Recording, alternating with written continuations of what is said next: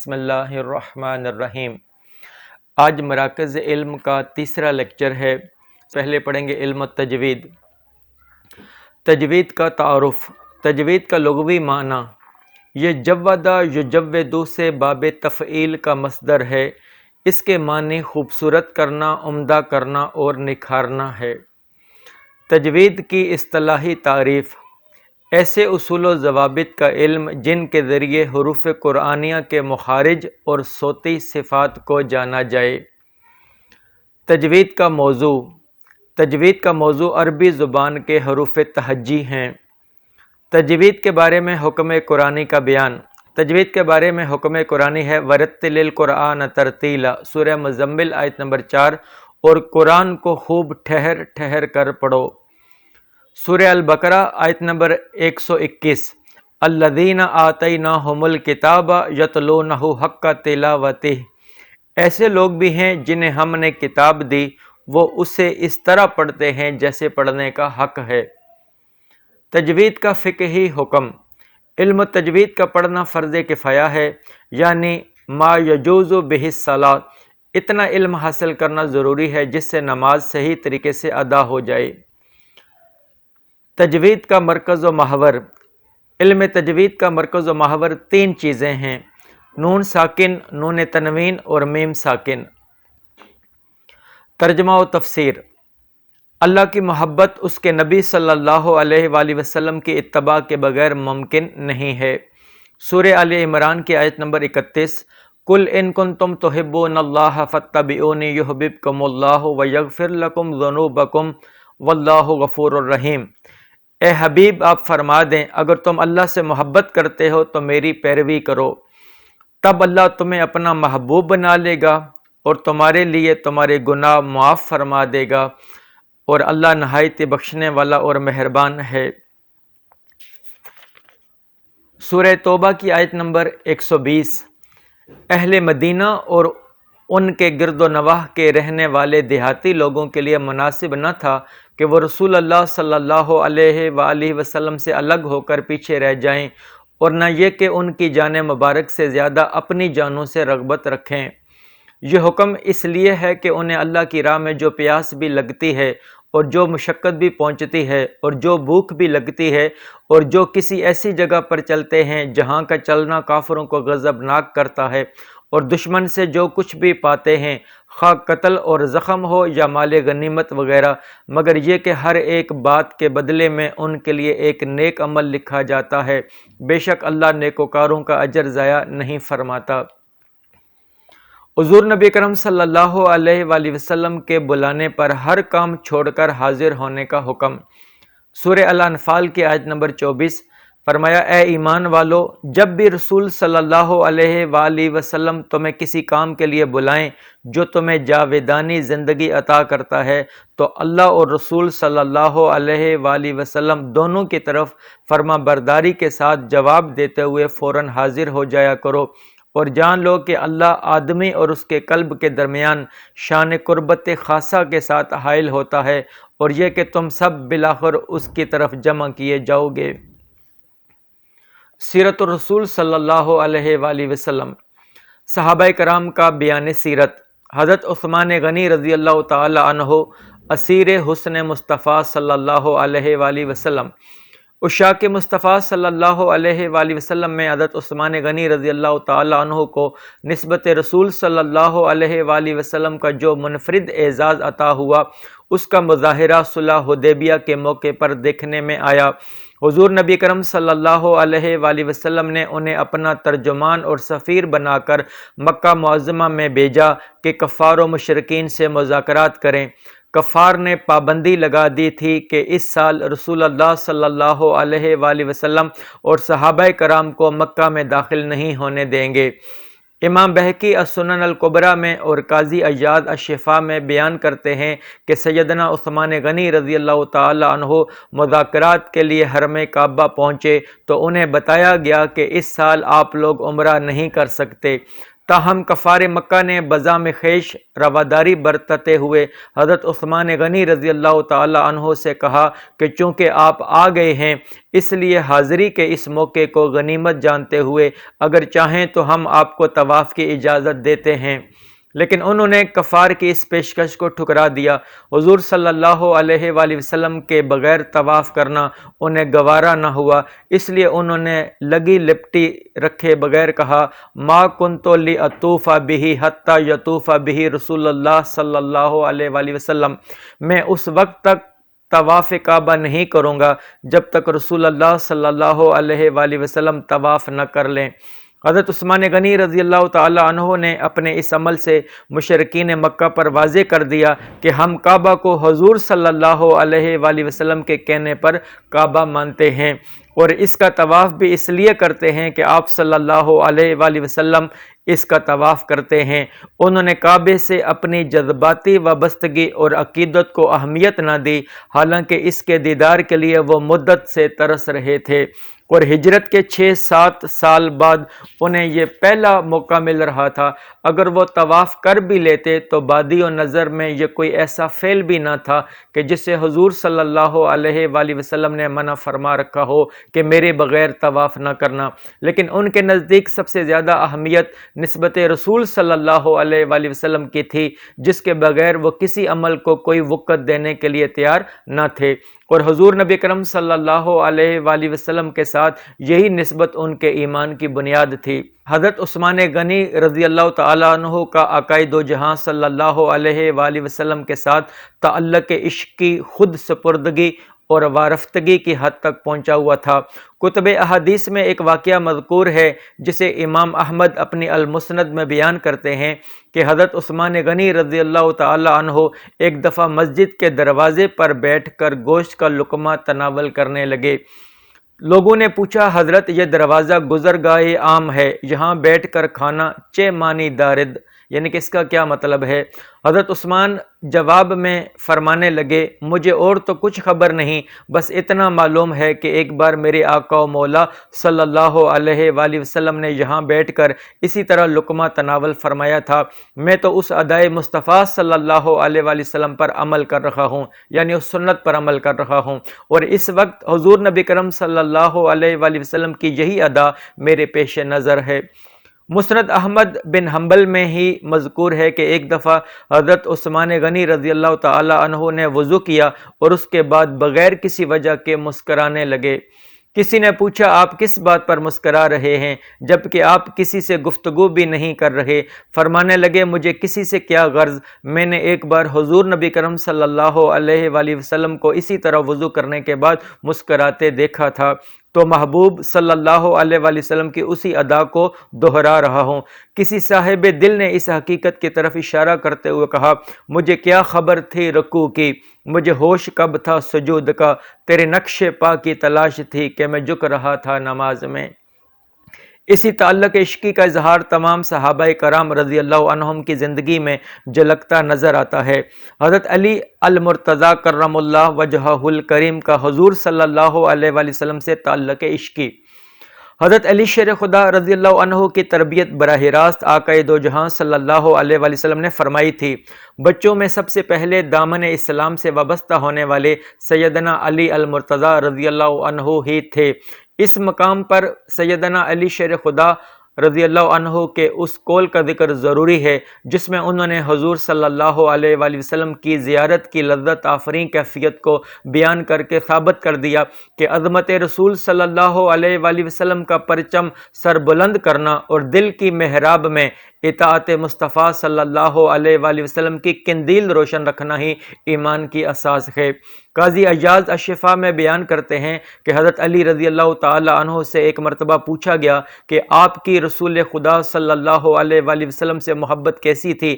حضرت علی رضی اللہ تعالی عنہ جواب میں فرماتے ہیں بخدا حضور صلی اللہ علیہ وآلہ وسلم ہمیں اپنے مال و دولت، اولاد، ماں باپ اور سخت پیاس کی حالت میں ٹھنڈے پانی سے بھی زیادہ محبوب تھے۔ الفقہ، نواقد وضو۔ وضو توڑنے والی چیزیں درج ذیل ہیں: پخانہ یا پیشاب یا ری کا خارج ہونا، نمبر 2، جسم کے اندر سے خون یا پیپ کا نکل کر اپنی جگہ سے آگے چلے جانا۔ نمبر 3، کسی شخص کا تکیہ لگا کر سونا کہ اس کے ہٹانے سے وہ گر جائے اور کولے زمین سے ہٹ جائیں تو وضو ٹوٹ جائے گا، جیسا کہ حدیث پاک میں حضرت ابن عباس رضی اللہ تعالیٰ عنہ سے مروی ہے کہ حضور نبی کرم صلی اللہ علیہ وآلہ وسلم نے فرمایا، سونے سے وضو اس حالت میں واجب ہو جاتا ہے جب کوئی لیٹ کر سو جائے، کیونکہ لیٹنے سے اعضائے بدن کے جوڑ ڈھیلے پڑ جاتے ہیں، لیکن اگر وہ بغیر سہارے کے بیٹھا رہا اور اس کے کولے جگہ سے نہیں ہٹے تو وضو نہیں ٹوٹتا۔ نمبر 4، منہ بھر کے قے آنا۔ نمبر 5، بالغ کا نماز جنازہ کے علاوہ نماز کے اندر قہقہ لگانا۔ نمبر 6، بے ہوشی۔ نمبر 7، جنون طاری ہونا۔ اور نمبر 8، معذور کا وضو جس نماز کے لیے کیا گیا تھا اس کا وقت نکل جانے سے ٹوٹ جاتا ہے۔ حدیث، مشکلات میں لوگوں کے کام آنے پر اجر۔ امام طبرانی حضرت زید بن ثابت رضی اللہ تعالیٰ عنہ سے روایت کرتے ہیں کہ حضور نبی کرم صلی اللہ علیہ وآلہ وسلم نے فرمایا، اللہ تعالیٰ اس وقت تک اپنے بندے کے کام میں مدد کرتا رہتا ہے جب تک بندہ اپنے مسلمان بھائی کے کام میں مدد کرتا رہتا ہے۔ امام طبرانی ہی حضرت عبداللہ بن عمر رضی اللہ عنہما سے روایت کرتے ہیں کہ حضور نبی کرم صلی اللہ علیہ وآلہ وسلم نے فرمایا، اللہ تعالیٰ کی ایک ایسی مخلوق ہے جنہیں اس نے لوگوں کی حاجت روائی کے لیے پیدا فرمایا ہے، لوگ اپنی حاجات کے سلسلے میں دوڑے دوڑے ان کے پاس آتے ہیں، یہ وہ لوگ ہیں جو اللہ تعالیٰ کے عذاب سے محفوظ رہیں گے۔ امام بہقی اور طبرانی حضرت عبداللہ بن عمر اور حضرت ابو ہریرہ رضی اللہ عنہم دونوں سے روایت کرتے ہیں کہ حضور نبی کرم صلی اللہ علیہ وآلہ وسلم نے فرمایا، جو شخص اپنے کسی مسلمان بھائی کے کام کے سلسلے میں چل پڑا یہاں تک کہ اسے پورا کر دے، اللہ عز و جل اس پر 5000 اور ایک روایت میں ہے کہ 75,000 فرشتوں کا سایہ فرما دیتا ہے، اور اس کے لیے اگر دن ہو تو رات ہونے تک اور رات ہو تو دن ہونے تک دعائیں کرتے رہتے ہیں، اور اس پر رحمت بھیجتے رہتے ہیں، اور اس کے اٹھنے والے ہر قدم کے بدلے میں اس کے لیے نیکی لکھ دی جاتی ہے، اور اس کے اپنے مسلمان بھائی کی مشکل کو حل کرنے کے لیے اٹھانے والے ہر قدم کے بدلے اللہ تعالیٰ اس کا ایک گناہ مٹا دیتا ہے۔ والدین کے ساتھ حسن سلوک۔ متفقن علیہ روایت میں حضرت ابو ہریرہ رضی اللہ تعالیٰ عنہ سے مروی ہے کہ ایک آدمی حضور نبی کرم صلی اللہ علیہ وآلہ وسلم کی بارگاہ اقدس میں حاضر ہوا اور عرض کیا، یا رسول اللہ، لوگوں میں سے میرے حسن سلوک کا سب سے زیادہ حقدار کون ہے؟ آپ صلی اللہ علیہ وآلہ وسلم نے فرمایا، تمہاری والدہ۔ اس نے عرض کیا، پھر کون ہے؟ آپ صلی اللہ علیہ وآلہ وسلم نے فرمایا، تمہاری والدہ۔ اس نے عرض کیا، پھر کون ہے؟ آپ صلی اللہ علیہ وآلہ وسلم نے فرمایا، پھر تمہاری والدہ۔ اس نے چوتھی بار عرض کیا، پھر کون ہے؟ آپ صلی اللہ علیہ وآلہ وسلم نے فرمایا، پھر تمہارا والد ہے۔ صحیح مسلم کی روایت میں حضرت ابو ہریرہ رضی اللہ تعالیٰ عنہ سے مروی ہے کہ حضور نبی کرم صلی اللہ علیہ وآلہ وسلم نے فرمایا، اس شخص کی ناک خاک آلود ہو، پھر اس کی ناک خاک آلود ہو، پھر اس کی ناک خاک آلود ہو۔ پوچھا گیا، یا رسول اللہ، کس کی؟ آپ صلی اللہ علیہ وآلہ وسلم نے فرمایا، جس نے اپنے ماں باپ میں سے کسی ایک کو یا دونوں کو بڑھاپے کی حالت میں پایا اور پھر ان کی خدمت کر کے جنت میں داخل نہیں ہوا۔ اسی طرح ایک متفقن علیہ روایت میں حضرت عبداللہ بن عمر رضی اللہ عنہما سے مروی ہے کہ ایک شخص نے حضور نبی کرم صلی اللہ علیہ وآلہ وسلم کی خدمت میں حاضر ہو کر عرض کیا، یا رسول اللہ، میں اجر و ثواب کے لیے آپ سے جہاد اور ہجرت کی بیعت کرنا چاہتا ہوں۔ آپ صلی اللہ علیہ وآلہ وسلم نے فرمایا، کیا تمہارے والدین میں سے کوئی زندہ ہے؟ اس نے عرض کیا، ہاں، بلکہ دونوں زندہ ہیں۔ آپ صلی اللہ علیہ وآلہ وسلم نے فرمایا، کیا تو واقعی اللہ تعالیٰ سے اجر و ثواب چاہتا ہے؟ اس نے عرض کیا، جی ہاں۔ آپ صلی اللہ علیہ وآلہ وسلم نے فرمایا، اپنے والدین کے پاس جا اور ان سے اچھا سلوک کر۔